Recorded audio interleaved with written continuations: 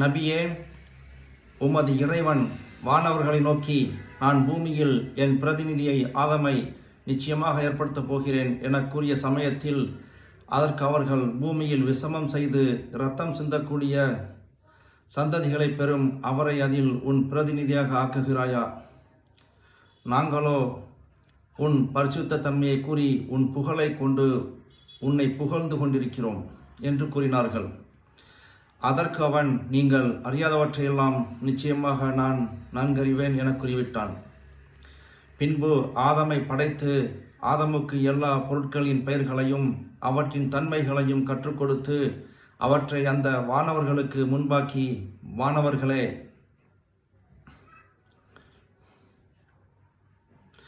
ஆதமுக்கு என் பிரதிநிதியாக ஆக்குவதற்குரிய தகுதி இல்லை என்று கூறினீர்களே. இதில் நீங்கள் உண்மையாளர்களாக இருந்தால் இதோ உங்கள் முன்னிருக்கும் இவற்றின் பெயர்களை எனக்கு அறிவியுங்கள் என கூறினான். அவ்வாறு அறிவிக்க முடியாமல் அவர்கள் இறைவனை நோக்கி, நீ மிக தூய்மையானவன், நீ எங்களுக்கு அறிவித்தவற்றை தவிர வேறொன்றையும் நாங்கள் அறிய மாட்டோம், நிச்சயமாக நீதான் மிக அறிந்தவன் என ஞானமுடையவன் என கூறினார்கள். பின்னர் இறைவன் ஆதமே, அவற்றின் பெயர்களை அவர்களுக்கு அறிவிப்பீராக என கூறினான். அவர் அவர்களுக்கு அவற்றின் பெயர்களை அறிவித்த பொழுது அவன் வானவர்களை நோக்கி, பூமியிலும் வானங்களிலும் உங்களுக்கு மறைவானவற்றை நிச்சயமாக நான் நன்கறிபவன் என்று நான் உங்களுக்கு கூறவில்லையா? ஆகவே நீங்கள் ஆதமை பற்றி வெளியிட்டதையும் மறைத்து கொண்டதையும் நிச்சயமாக நான் நன்கு அறிவேன் என்றான். பின்னர் நாம் வானவர்களை நோக்கி, ஆதமுக்கு நீங்கள் பணிந்து சுஜூது செய்யுங்கள் என கூறியபோது இப்லீஸை தவிர அனைவரும் சுஜூது செய்தார்கள். அவனோ பெருமை கொண்டு விலகி நம் கட்டளையை நிராகரிப்பவர்களில் ஆகிவிட்டான். பின்னர் நாம் ஆதமுக்கு துணையாக அவர் மனைவியை படைத்து ஆதமை நோக்கி, ஆதமே, நீர் உமது மனைவியுடன் சொர்க்கத்தில் வசித்திருப்பீராக. நீங்கள் இருவரும் இதில் விரும்பும் இடத்தில் விரும்பியவற்றை தாராளமாக புசியுங்கள். ஆனால் இந்த மரத்தை நெருங்காதீர்கள். நெருங்கினால் நீங்கள் இருவரும் உங்களுக்கு தீங்கிழைத்துக் கொண்டவர்களாவீர்கள் என கூறினோம். எனினும் இப்லீஸ் ஆகிய சைத்தான் அதை காரணமாக வைத்து அவ்விருவரையும் தவறிழைக்கும்படி செய்து சொர்க்கத்திலிருந்து அவ்விருவரும் இருந்த மேலான நிலையிலிருந்தும் அவர்களை வெளியேறும்படி செய்துவிட்டான். ஆகவே அவர்களை நோக்கி, உங்களில் சிலருக்கு எதிரியாவர். சொர்க்கத்திலிருந்து நீங்கள் இறங்கிவிடுங்கள். உங்களுக்கு பூமியில் தான் வசிக்க இடம் உண்டு. அதில் சிறிது காலம் வரை சுகமும் அனுபவிக்கலாம் என நாம் கூறினோம். பின்னர் ஆதாம் சில வாக்கியங்களை தன் இறைவனிடமிருந்து கற்றுக்கொண்டார். அவ்வாக்கியங்களை கொண்டு அவர் பிரார்த்தனை செய்த வண்ணமாகவே இருந்தார். அதனால் அவரை அல்லாஹ் மன்னித்து விட்டான். நிச்சயமாக அவன்தான் மிக மன்னிப்பவன், மிக்க கருணையுடையவன் ஆவான். பின்னர் நாம் கூறினோம், நீங்கள் அனைவரும் இதில் இருந்து இறங்கிவிடுங்கள். என்னிடமிருந்து உங்களுக்கு என் தூதர்கள் மூலம் நேர்வழி நிச்சயமாக வரும்.